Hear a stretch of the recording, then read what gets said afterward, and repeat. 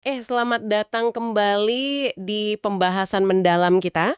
Hari ini kita akan coba gali era yang seru banget sekaligus mungkin ya sedikit bikin merinding, era pasca genom. Kita fokus ke perkembangan paling baru nih, kira-kira sejak tahun 2015 ke depan. Coba bayangin deh, kita nggak cuma bisa baca peta kehidupan kita, tapi mulai punya alat buat nulis ulang beberapa bagiannya. Kedengerannya kayak fiksi ilmiah ya, tapi ini nyata loh. Sumber utama kita kali ini bagian 6 dari buku The Gene, An Intimate History. Nah, bagian ini spesifik banget bahas kemajuan pesat di diagnosis genetik sama teknologi penyuntingan gen.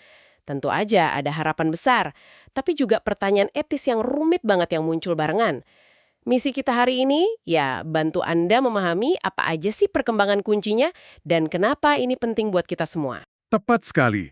Kita akan coba urai benang kusut ini ya, mulai dari jatuh bangunnya terapi gen, terus ledakan kemampuan diagnosis genetik, sampai munculnya teknologi yang revolusioner banget kayak CRISPR itu, yang benar-benar mengubah peta permainan lah dalam memanipulasi genom. Ini bukan cuma diskusi soal sains loh ya, tapi nyentuh pertanyaan mendasar banget tentang identitas manusia, takdir kita, dan pilihan-pilihan berat yang ada di depan mata.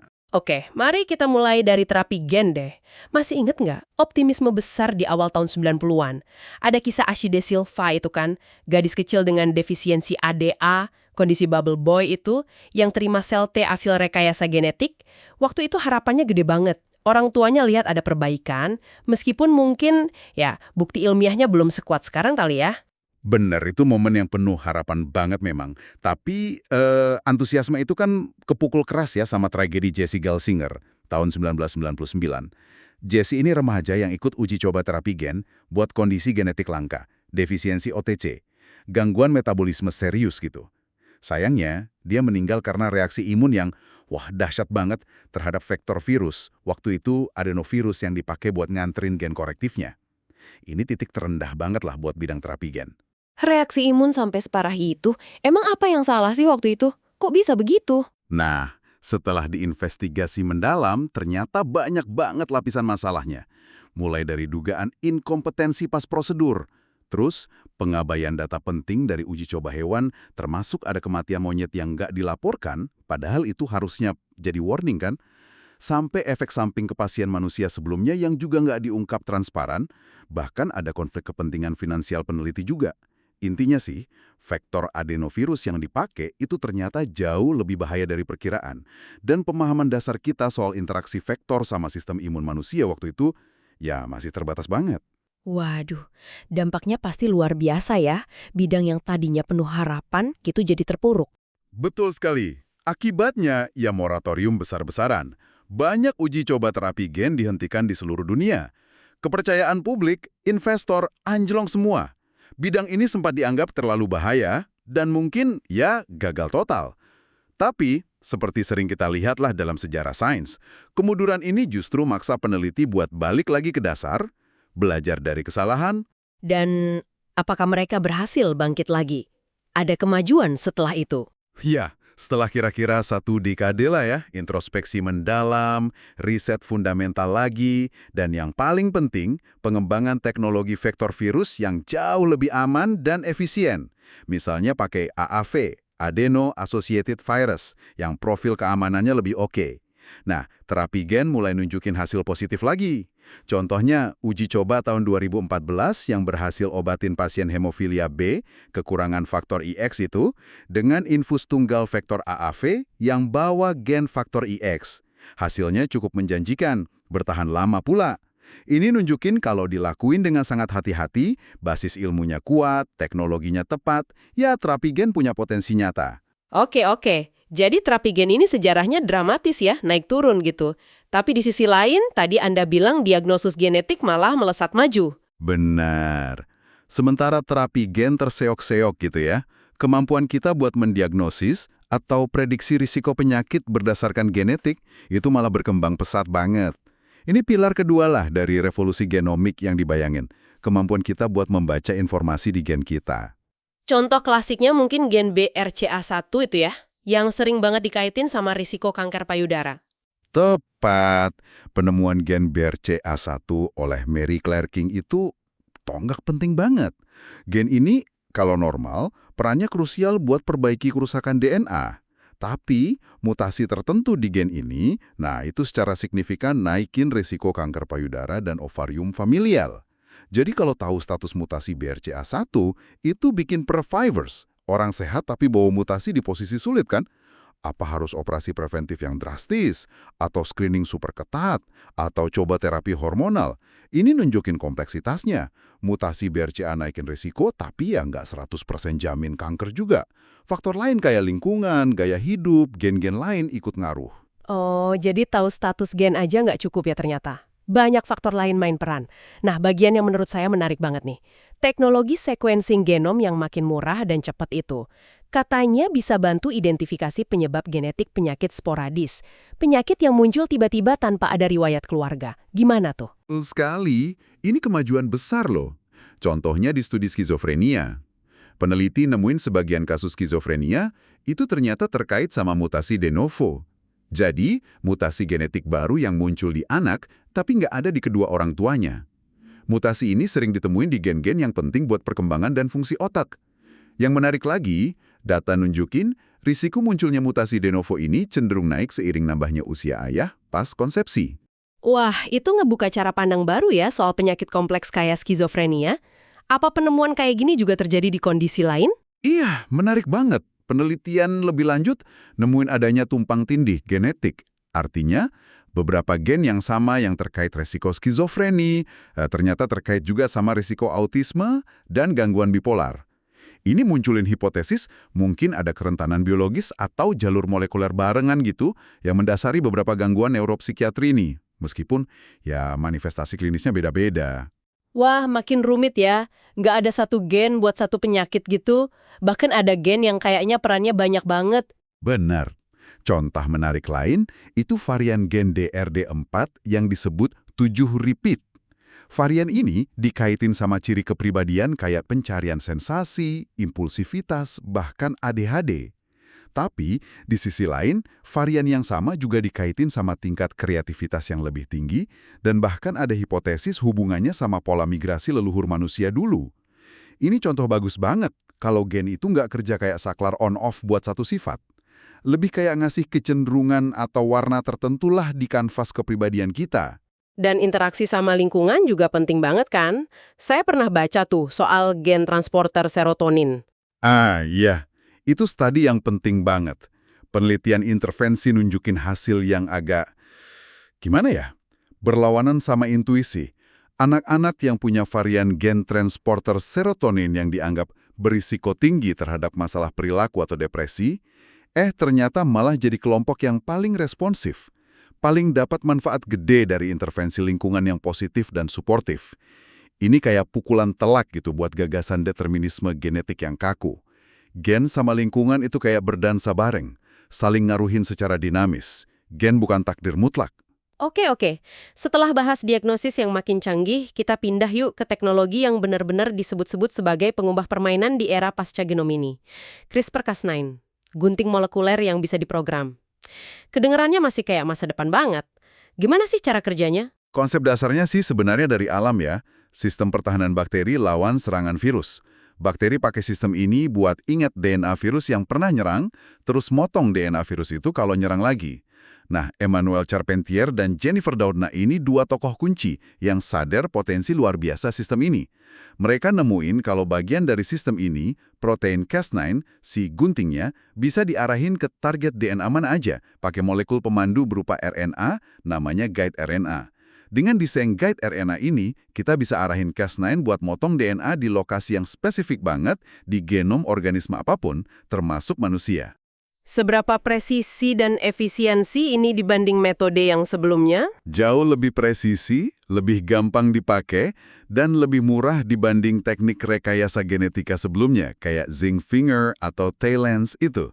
Yang itu lebih rumit dan sering kurang efisien, rentan bikin perubahan di luar target juga. Kemudahan dan kekuatan CRISPR inilah yang bikin dia diadopsi cepet banget di lab seluruh dunia. Penulis buku sumber kita malah cerita pengalaman di labnya sendiri. Dia bilang ada penelitinya, pas ganti ke CRISPR, berhasil bikin 14 perubahan genetik spesifik di sel cuma dalam 6 bulan. Sesuatu yang dulu mungkin butuh bertahun-tahun atau malah nggak mungkin. Kecepatan kayak gini pasti implikasinya gede banget ya. Tentu saja. Dan potensi yang paling transformatif sekaligus paling kontroversial muncul pas kita gabungin CRISPR sama kemampuan manipulasi sel di tahap paling awal perkembangan. Kunci buat bikin perubahan genetik yang permanen dan diwariskan ke generasi berikutnya, itu ya dilakuin di sel germinal, sperma atau sel telur, atau di embrio tahap awal banget, khususnya pakai sel punca embrionik, ES cells. Kita ingat kan, isolasi ES cells manusia oleh James Thomson akhir 90-an aja udah bikin debat etis luar biasa, terutama karena sumbernya dari embrio IVF. Jadi, kombinasi CRISPR yang presisi sama akses ke sel punca embrionik ini yang ngebuka pintu ke kemungkinan rekayasa genom manusia yang diwariskan. Wah, ini pasti langsung bawa kita ke pusaran debat etis nih. Tepat sekali. Dan perdebatan itu memanas cepat banget. Tahun 2015 jadi tonggak sejarah pas tim peneliti di Tiongkok publikasiin hasil percobaan pertama nyunting gen di embrio manusia pakai CRISPR. Mereka targetin gen HBB penyebab beta thalassemia. Tapi perlu dicatat ya, mereka pakai embrio non-viable. Artinya embrio hasil IVF yang emang nggak akan bisa berkembang jadi bayi. Gimana hasilnya? Berhasil perbaiki gennya? Hasilnya jauh dari harapan, malah bikin makin banyak kekhawatiran. Tingkat keberhasilan nyunting gen targetnya rendah. Yang lebih khawatir lagi, mereka deteksi banyak mutasi nggak diinginkan di lokasi lain di genom effect of target namanya. Reaksi komunitas ilmiah global keras dan cepet banget. Jurnal-jurnal top kayak Nature dan Science nolak publikasiin studi ini karena masalah keamanan dan etika yang serius kalau diterapin ke embrio viable. Meskipun secara teknis gagal dan pakai embrio non-viable, eksperimen ini kayak dentuman keras gitu ya. Sinyal kalau teknologi ini ada dan pertanyaannya bukan lagi apa bisa, tapi haruskah dan kapan. Persis. Banyak yang lihat itu sebagai langkah pertama nyebrang garis batas etis. Semua orang tahu teknologi CRISPR bakal terus disempurnain. Efisiensinya naik, efek off target bisa dikurangin. Ini yang dorong Jennifer Doudna sendiri, bareng David Baltimore dan ilmuwan lain, buat segera keluarin seruan tahun 2015 supaya ada moratorium atau jeda sementara. Khususnya buat aplikasi klinis penyuntingan gen di sel germline manusia yang perubahannya diwariskan itu. Khawatirnya ya lereng licin itu. Kalau kita izinin buat penyakit parah, nanti pintunya kebuka buat penggunaan non-terapeutik, buat peningkatan, enhancement, atau bahkan eugenika modern. Ngeri kan? Nah, ini beda mendasar ya sama teknologi yang udah ada kayak PGD, diagnosis genetik praimplantasi. Kalau PGD kan kita bisa milih embrio mana yang mau ditanam berdasarkan info genetiknya. Misalnya, nggak milih yang ada mutasi Huntington. Tapi CRISPR ini memungkinkan kita mengubah info genetik di embrio itu sendiri secara aktif. Beda ya? Itu beda krusial banget. PGD itu soal seleksi info yang udah ada. CRISPR itu soal nulis ulang informasi. Francis Collins, waktu itu direktur NIH di AS, ngingetin keras soal bahaya keangkuhan manusia. Kalau kita mulai mikir bisa nentuin mana ciri genetik yang baik dan buruk untuk diperbaiki atau ditingkatkan. Siapa yang berhak bikin standar manusia normal atau manusia lebih baik?